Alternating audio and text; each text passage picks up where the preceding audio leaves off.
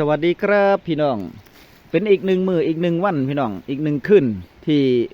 ชุมชนบ้านพญาการรัวบ้านพญาการฝนตกสอดแจ้งตอนนี้เศร้าละ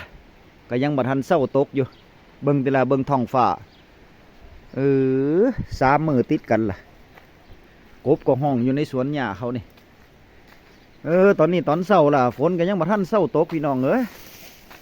โอ้ตกแต่มันตกตอนนี้มันตกตอนเช้านี่ตกไปปล่อยตอนเช้านี่ก็ตกไปปล่อยแต่ว่าดินมันก็อิ่มน้ำเบิดแล้วเนาะมันพยากรณ์เน่าเบิดอ่ะโอ้แบบนี้บ่ไหวเด้แบบนี้บ่ไหวเลยตกโพตกโพเนาะครับเนาะคนว่ายังบ่ทันเช้าได้ฝนน่ะฮอดวันที่25 26พุ่นละเปียกเบิดละพยากรณ์น่ะ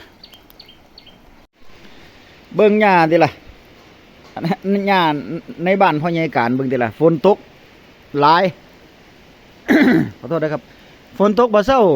หญ้าเกิดเต็มดังนี้เบิ่งติล่ะนะโอ้บ้านก็บ่ทันได้มุง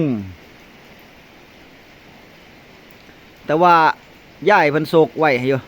โศกไว้ใส่ตะเข่งใส่ตะกร้าไว้เอาไว้ให้งัว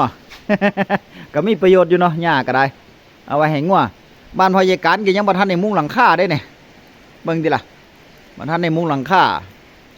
เวลาฝนตกมาแห้งๆลมมาแห้งๆนี่เปียกเบิดอะเทิงๆพุ่นน่ะเปียกเบิดยังบ่มีเงินหาเงินซะก่อนว่าจะขายมันมามุงหลังคาโหบ่ได้หวังแล้วบัดนี้เน่าเบิดล่ะ จะได้อยู่สักพันนี่ละขายมันสำปะหลังปีนี้ เอาก็เป็นปุ๋ยอยู่ในขนาดเนาะครับเนาะเฮ็ดจังได๋มันล่ะมันเฮาเฮ็ดแล้วพยายามเฮ็ดแล้วพยายามสู้แล้วคนเฮานี่พยายามสู้ให้มันถึงที่สุดเฮ็ดให้มันถึงที่สุดแล้วก็เฮ็ดให้มันดีมากที่สุดให้มันออกมาดีมากที่สุดพี่น้องพยายามเฮ็ดแล้วไทยบ้านเขาก็เห็นอยู่เนาะครับเนาะพี่น้องเขาก็เห็นอยู่ดอกก็พยายามเฮ็ดพยายามสู้พยายามทำแล้วมันเฮ็ดได้ส่ำใดเนาะครับเนาะก็เฮ็ดถึงที่สุดแล้วมันได้ส่ำนี้ก็ภูมิใจในเจ้าของถึงแม้ว่าผู้อื่นสิบ่เห็นนำหรือว่าผู้อื่นสิว่าเฮาจังไดก็สร้างหรือว่าเว้าเฮาบ่ดีก็สร้างก็ภูมิใจในเจ้าของพี่น้องเฮ็ดได้ซ้ำนี่บางคนนี่โอ้ยนั่งงอมืองอเท้าเนาะครับเนาะนั่งเว้านั่งพื้นนั่งเว้าพื้นกันอยู่หั่นล่ะ บ่ลงมือสร้างบ่ลงมือเฮ็ดจักเที่ยก็บ่มีเป็นรูปธรรมจักเที่ยมีแต่ว่าให้ผู้อื่นมีแต่ว่าให้ผู้อื่นมีแต่จมให้ผู้อื่นพี่น้องแต่ว่าเจ้าของบ่ได้เฮ็ดบ่ได้สร้างหยังมีแต่จมให้เขาอย่างเดียวแบบนี้บ่น่าคบเด้บ่ดีพร้อมนะครับนะบุคคลแบบนี้บ่น่าคบย่างห่างไกลๆเลยอยู่ไกลๆพี่น้องคบผิวเผินกับพ่อนะครับเนาะถ้าเป็นไทยบ้านเดียวกันก็คบแบบผิวเผินกับพ่อเพราะว่าเพิ่นว่าคบนักปราชญ์พาไปหาผลเฮาคบบัณฑิตก็พาไปให้ความรู้พาประสบความสำเร็จเฮาคบคนจังใดเฮาก็จะกลายเป็นคนจังสั่นเพิ่นว่าถ้าเฮาเข้ากับกลุ่มที่ว่าคนที่มักเว้าพื้นเฮาไปเข้ากลุ่มเขาก็จะกลายเป็นคนเว้าพื้นคนอื่นเขาบ่ดีเด้แบบนั้นเนาะครับนะบ่ดีเพราะฉะนั้นก็เมื่อว่าผู้เฒ่าผู้แก่เนาะครับเนาะถ้าหากว่าเพิ่นเป็นคนจังใดเฮาก็เบิ่งเอาหั่นล่ะเนาะครับเนาะเบิ่งเอาถ้ามันบ่ค่อยเข้าหูหรือว่าเบิ่งคัดหูคัดตาก็ออกห่างๆเขานะเพราะว่าบางทีเขาให้ความเคารพนับถือไปแล้วแต่ว่านิสัยเพิ่นบ่เปลี่ยนหรือว่าเพิ่นบ่เก็บไว้ในส่วนของที่เขาเคารพนับถือเขาก็ถอนขึ้นมาพี่น้องบ่ต้องไปเคารพนับถืออีกต่อไปเสร็จแล้วก็อยู่ห่างๆเอาเนาะครับเนาะสัมผัสแค่ผิวเผินก็พออย่าไปแบบจริงใจหรือว่าอย่าไปแบบอันนี้กับเพิ่นอยู่หั่นมันจะบ่มีคุณค่าเพิ่นว่าสู้เฮากลมหน้ากลมตาเฮ็ดให้เจ้าของดีกว่าเนาะครับเนาะเว้าออกนอกเรื่องนอกเล่าในส่วนของฟ้าฝนเดี๋ยวพาไปเบิ่งข้างนอกทางพุ่นว่ามันจะเป็นจังไดสวยมากจังหน่อยคนก็เริ่มไปวัดไปว่าล่ะเบิ่งว่าเพิ่นจะกั้นคันอยู่บ่เนาะครับเนาะยิ่งสวยมากก็ยิ่งแห้งขึ้นฝนพี่น้องเอ้ยเบิ่งติล่ะสวยมากก็แห้งขึ้นฝนก็ได้แบบนี้นี่แย่เด้เนาะเอาพ่อใหญ่คือบ่มีห่มไปวัด คือว่ากางห่มไปนำกว่าจะไปฮอดวัดกับเปียเบิดแล้วเนาะนี่ท่านมัคคทายกไปวัดว่าเดี๋ยวโอ้เรามีคาถาคุ้มฝนได้พี่น้องเด้เห็นเราย่างแบบนี้เราบ่เปียกได้เด้เพิ่นเป็นมัคคทายกไปอาจารย์ในหมู่บ้านบ่เปียกเลยเวลาเพิ่นย่างไปน่ะ เพิ่นมีคาถาคุ้มฝนแม่นบ่ฮะ หยอกเพิ่นหยอกเล่นเพิ่นพี่น้องเฮ้ยหยอกเล่นเพิ่นเนาะครับเนาะผู้เฒ่าผู้แก่นี่เบิ่งแต่ละเด้อฝนตกบ่เด้น้ำหงเบิดโอ้แบบนี้ก็แย่แล้วเนาะพี่น้องเนาะฝนตกบ่ฮู้จักเศร้าตกโพดตกโพตกแบบซุมือ3 มื้อติดกันล่ะตกสอดแจ้งเดี๋ยวสวยๆอีกจักหน่อยนี่ตกแห้งเด้อมื้อนี้เมื่อวานนี่ตอนกลางคืนตกสอดแจ้งคือกันแต่ว่าพ่อมาตอนเช้ามาสวยๆมาแดดออกแพรแดดออกย้ำแดดออกก็โหนหูจังเหมือนจะแผดจะเผาเฮ้านี่พี่น้องเอ้ยพยาการถอนมันเนาะถอนมัน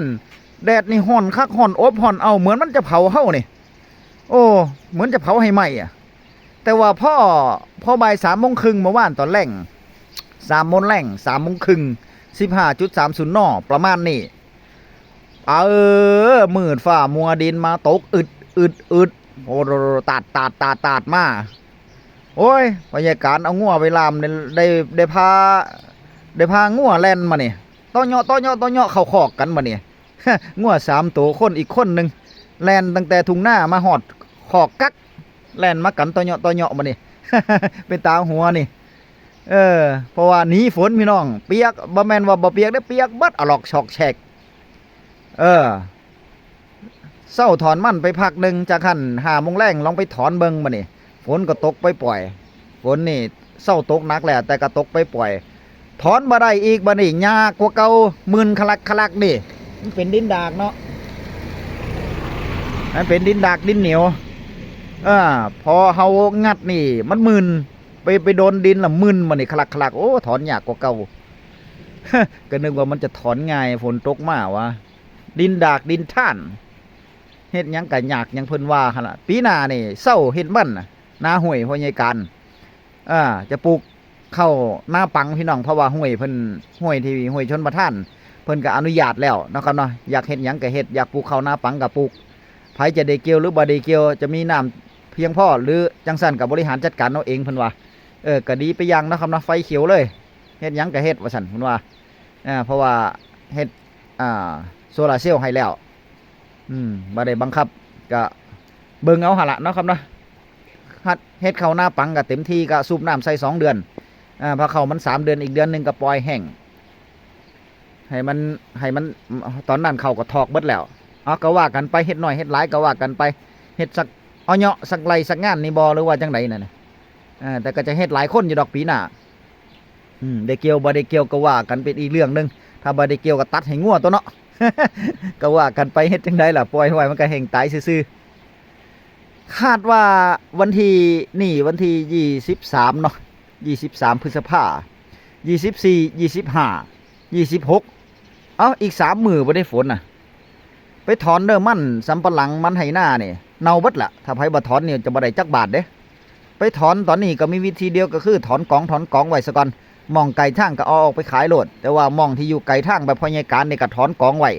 ให้มันบ่ได้อยู่ในดินน่ะดีแล้วถ้ามันออกจากดินมามันจะมาเน่าเอาไปกองไว้ดีๆติล่ะถ้ามันกองบ่ดีก็เน่าคือกันเด้ทับกันหลาย จะให้ดีนี่ลกเงาขึ้นมาวางบนคู่บ่ต้องเอาไปทับกันถ้าเอาไปทับหรือเอาไปกองซ่อนกันนี่มันจะเน่าเอาไปวางบนหลังคู่น่ะพยาการมีภาพมีอันนี้ให้เบิ่งอยู่ไปเบิ่งเอาพี่น้องเดี๋ยวพยาการจะซ่อนให้เบิ่งนี่แบบนี้เนาะครับเนาะนี่แบบนี้ก็เบิ่งเอานี่ถอนยกเป็นบ่ต้องเอากองเอามาเรียงแบบนี้เนาะครับเนาะเบิ่งติล่ะฝ่าฝนบ่เศร้าตกง่ายนะบดนี่ยานจะเป็นเบิดมือนะมือนี่นะยานจะเบิดมือนะฝน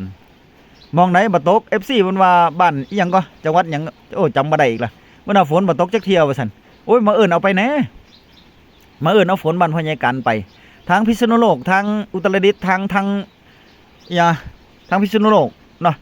มากับเพชรบุรีทางพุ่นโอ้ยตกดีอยู่พี่น้องไหลตานน้ำก็ได้FC เพิ่นรายงานมาโตกคือกันว่าซั่น